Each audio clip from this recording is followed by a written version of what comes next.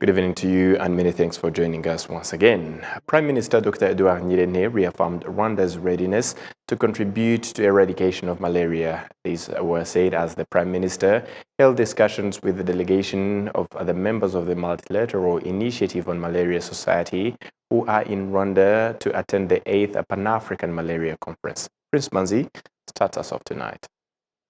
Rwanda is one of the 3 African countries that have managed to fight malaria at a high level. Measures have been taken by the government and various partners in dealing with this disease that kills more than 500 people every year globally, and it decreased in Rwandans on a 90% rate. Why are we here? Rwanda has done so much in malaria. You know, you went from so many cases down to very little that you have now. And so you've put in methods, structures that other African countries should also learn from. So we came also to the Prime Minister to ask him that the government should help us to carry this message, the best practice in Rwanda, to take it also to other countries. So the other countries that have such high malaria burdens will learn from what has happened in Rwanda and then be able to reduce malaria also, because now we are talking about eradication, elimination, and we have to get that to the mindset of people. But it seems in Rwanda here you already have it in the mindset, and people have done so well. You have less than, about 50 cases that from a whole year. So our plea has been that the best practices here should be shared with other African countries and also engage them and also push them a little bit to do better than they are doing. Curbing malaria was possible through various measures and an important role played by community health workers. The Prime Minister, Dr. Edouard Ngirente, assured these partners that Rwanda will continue to contribute towards its fight against malaria, which also contributes to other countries. The Minister of Health, Dr. Sabe Nsanzimana, reiterates that though the situation of malaria in Rwanda has improved, there's still a long way to go. Because the situation of malaria in Rwanda has improved, I would say, but not yet finished. Still a lot to do, especially in bordering districts in the south, where cross-border malaria transmission remains. And we have to combine efforts, work collaboratively with others to try to actually break this cycle of malaria transmission and mortality, because it's possible to end malaria, but it can't be achieved by working in isolation as a country or as a region. Eradicating malaria is possible, but these experts, donors, researchers and decision makers in Rwanda and globally agree that this struggle is impossible without cooperation between countries. Artists here in Rwanda have continued to call for more effective ways of protecting their intellectual property, saying work is still pirated or still remains to be done in this regard. This latest call was made as Rwanda joined the rest of the globe in marking the World Intellectual Property Day.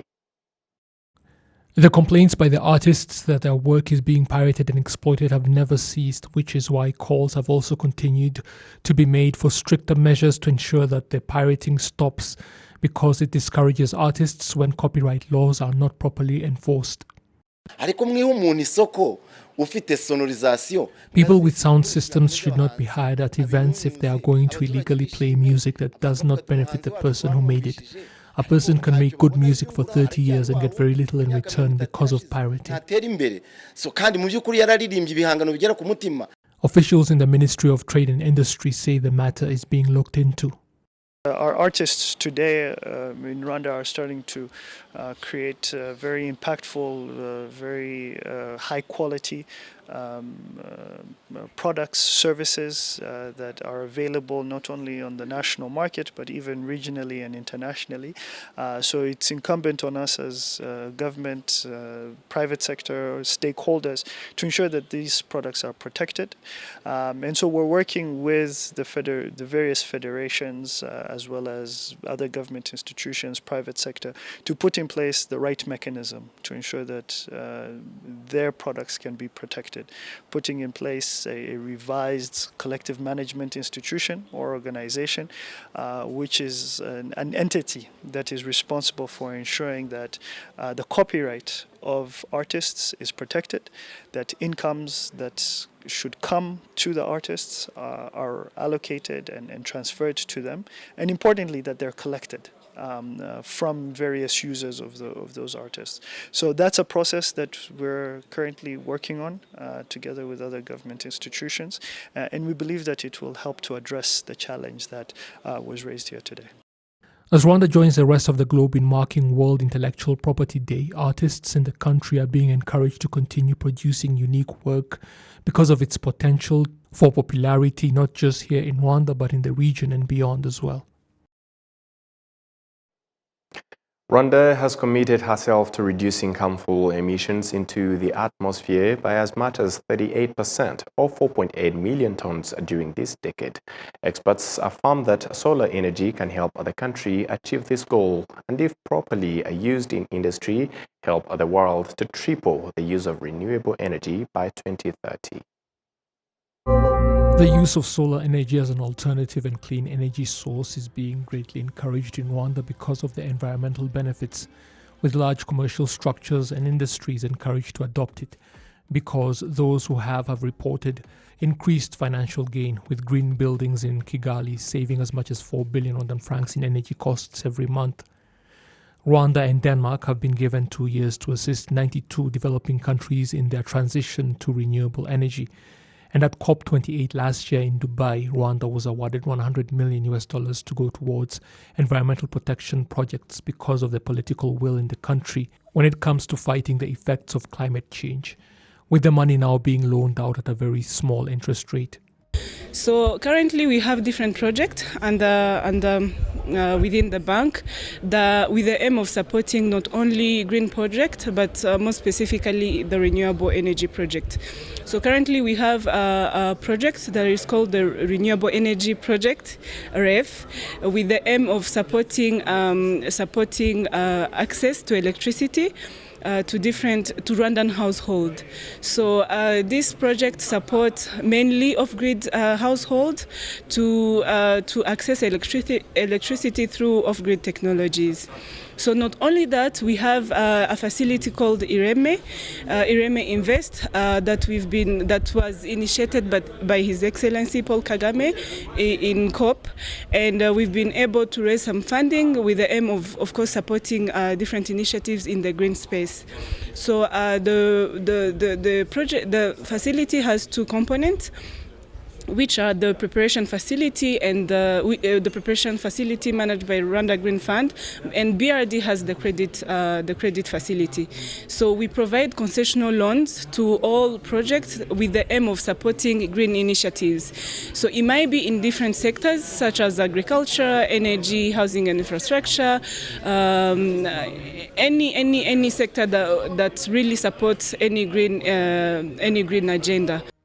The African Development Bank has committed 200 million euros for Rwanda that will be used by financial institutions as security when providing loans for projects geared towards protecting the environment, which is going to boost the use of renewable energy in the country's industrial and commercial sectors. There are great opportunities in Rwanda. In Scotland we've seen it, and Europe we've seen it. Companies see the huge opportunity in saving the cost of grid imported electricity, improving their green credentials, and an element of autonomy and independence in their energy supply. So I think it's a very viable solution and a very important solution when it comes to unlocking renewable energy potential and increasing renewable energy connections in our countries. Energy distribution in Rwanda is now at 75.3%, with 53.9% from the country's national grid and 21.4% from renewable energy, and 56% of that renewable energy from solar energy. Officials at the Rwanda Energy Group have noted that the use of solar energy has been on the rise, and more people are being encouraged to use the energy source in their homes, in large buildings like office and apartment complexes, as well as industrial areas.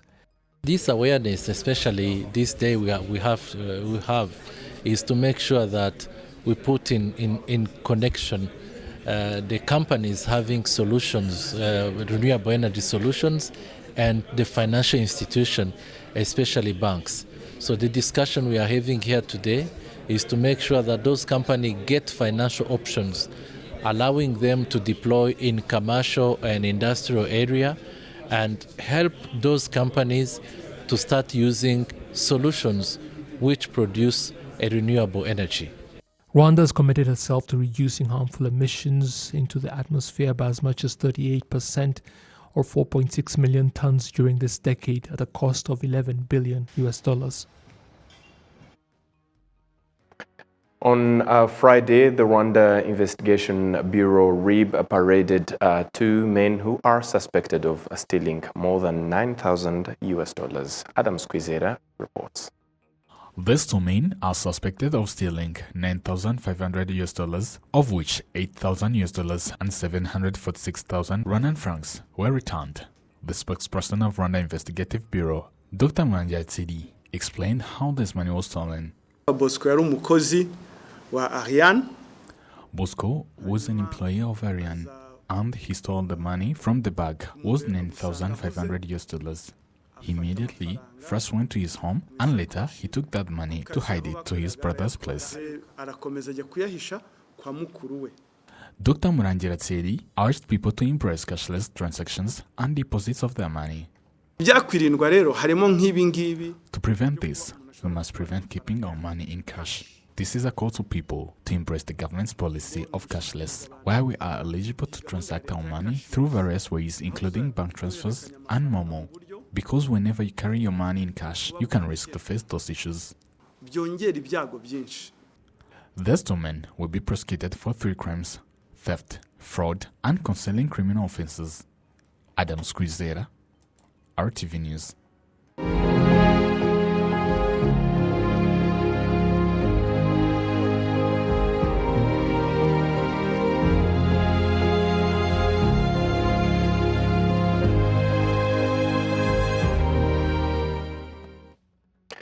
The President of the Supreme Court, Dr. Faustin Hezidiayo, points out that commemorating also serves as an opportunity to denounce and fight against people who still negate and deny the genocide perpetrated against the Tutsi.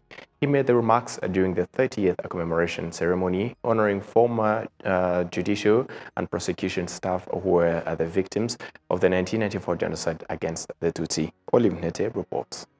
During the commemoration ceremony, participants were briefed on the history of the genocide and were informed about the role played by members of the judicial and prosecution sector during that period.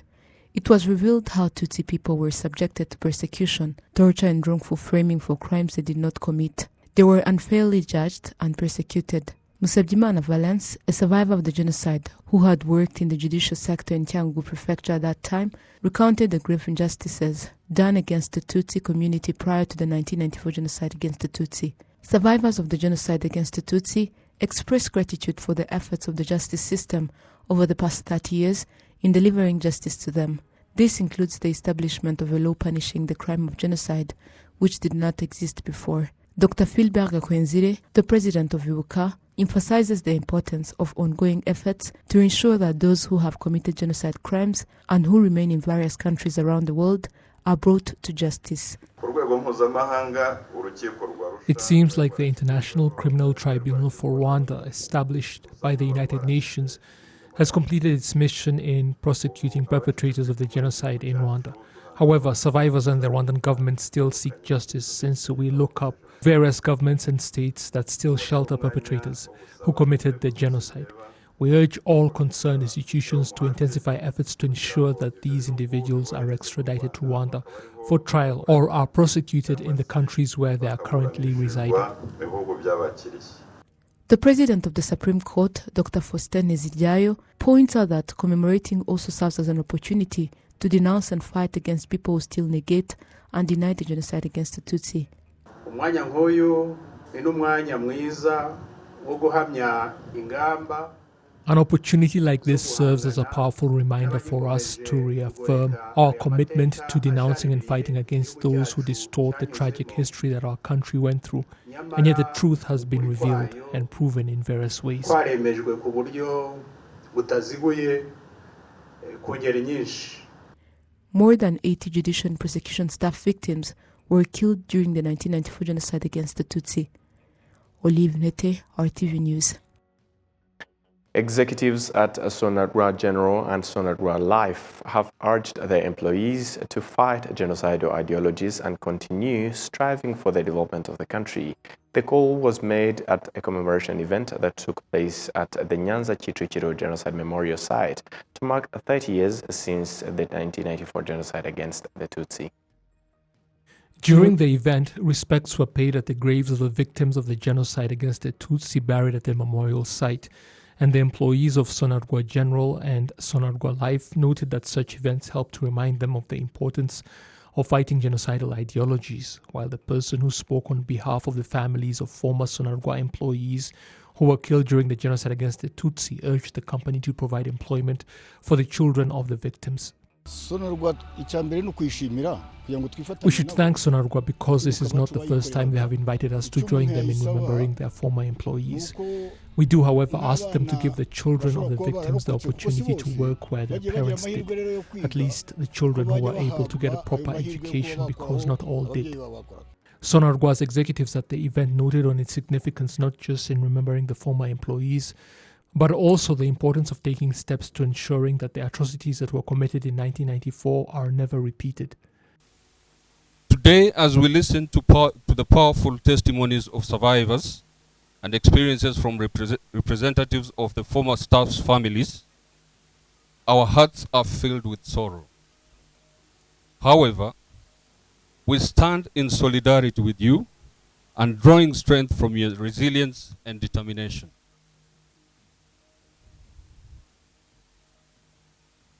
Among the fallen are the dedicated former staff members of Sonarwa, whose lives were tragically cut short.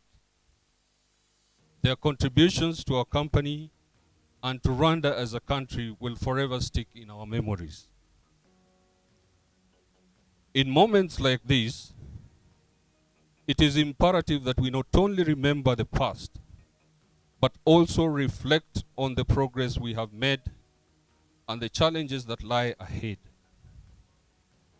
Rwanda's remarkable resilience over the past 30 years serves as a beacon of hope and a testament of the power of unity, forgiveness, and reconciliation. As we honor the memory of those who we lost, let us recommit ourselves to preventing such atrocities from ever happening again.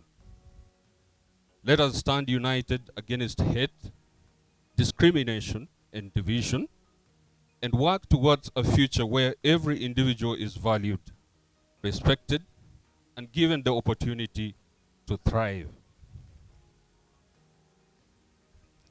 Let us carry the memories of our fallen brothers and sisters in our hearts, drawing strength from their courage and resilience. Together, let us forge a path towards a brighter tomorrow, where peace, love, unity, and reconciliation reign supreme.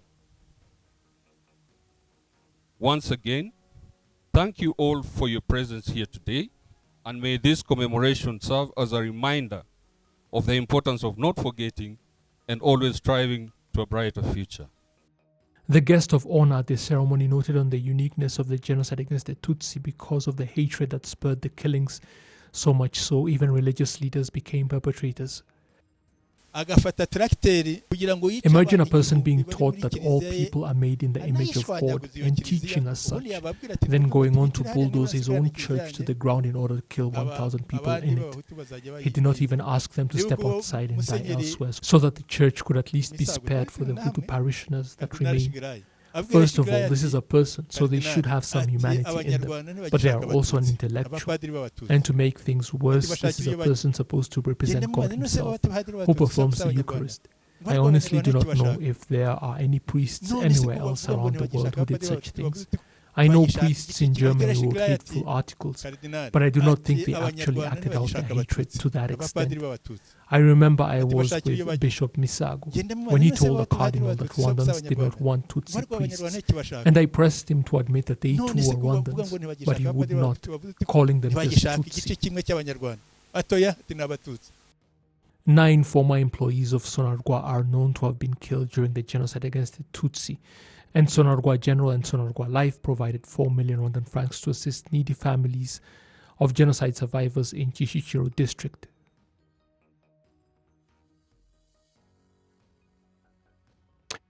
During the 30th commemoration of the former employees of the prefecture of the city of Kigali, PVK, who were killed in the 1994 genocide against the Tutsi, participants highlighted the significant strides made in rebuilding the country and its people over the past 30 years. They also called upon the youth to actively fight those who spread genocidal ideologies. On Friday, the administration and employees of the city of Kigali commemorated for the 30th the former employees of the prefecture of the city of Kigali who were killed during genocide against Tutsi in 1994. They demonstrated the worst of persecution of the Tutsi who were living in the city of Kigali by then.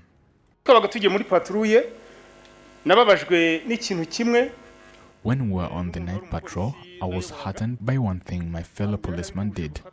It was an act of violence towards a person who was riding a bicycle, and then I asked him why he violated that guy.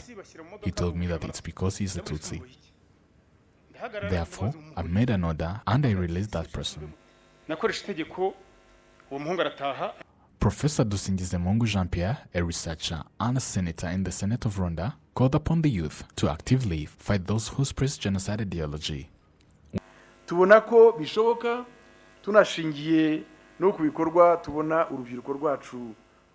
noticed that it's possible basing on the activities our youth are engaged in and their participation in development activities and fighting those who spread insultful genocide ideology, as well as we also make a call to these youth to keep that spirit and efforts.